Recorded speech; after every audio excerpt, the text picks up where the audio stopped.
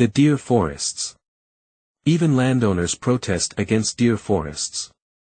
Who would admit that Scotland should become a wilderness, even if the inhabitants were provided with better lands and more lucrative occupations elsewhere? No one could contemplate the conversion of the whole extent of good pasture land, and of possible arable land at a moderate elevation in the Highlands, into forest without alarm and reprobation. And we may well consider whether your Majesty's government and Parliament may not contemplate such legislative restrictions as would restrain the progressive and immoderate affairment of the land, and allay the apprehensions which are widely felt upon the subject. Report of Commission of 1884, composed mostly of landowners. The English government paid no heed. The result. Deer forests, which caused alarm and reprobation, in 1883. 1,700,000 acres. Deer forests in 1923, 3,600,000 acres. Where they make a wilderness they call it sport. Principal owners of deer forests, 1919. Duke of Sutherland, Anglo-Jewish. 94,148 acres. Sir John Ramsden, English. 82,428 acres. Duke of Westminster, English. 76,809 acres. Duke of Adhl. 59,320 acres.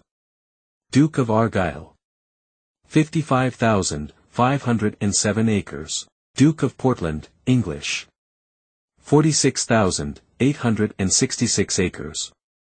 We consider that these experiments were well justified by the results and prove, conclusively, that the deer forests, so far as pasture is concerned, are capable of making a contribution to the food supplies of the nation.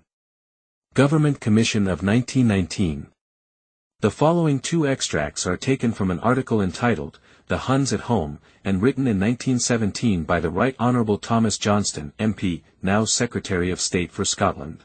The Highland News accounts that the Duke of Sutherland had applied to the Land Court for power to evict smallholders of 144 acres in the parish of Clyne to enable the golf club of Brora to be extended.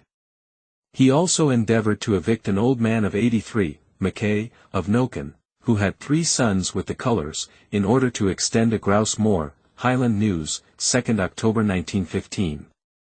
Mackay was sent to prison for 20 days for refusing to be evicted. Northern Ensign, 28 March 1916. In February, 1916, Mr. William Young, MP for East Perthshire, proved in the press that the Sidlaw Hills were being planted with trees for game production, that the hills of Altaloch on the coils of Minch were being turned into a deer forest. It had been a sheep grazing for generations. The Glasgow Herald, 19 September 1916, reported that 10,000 sheep were being cleared off Auckalander, Bread Albane Estate, to make room for deer.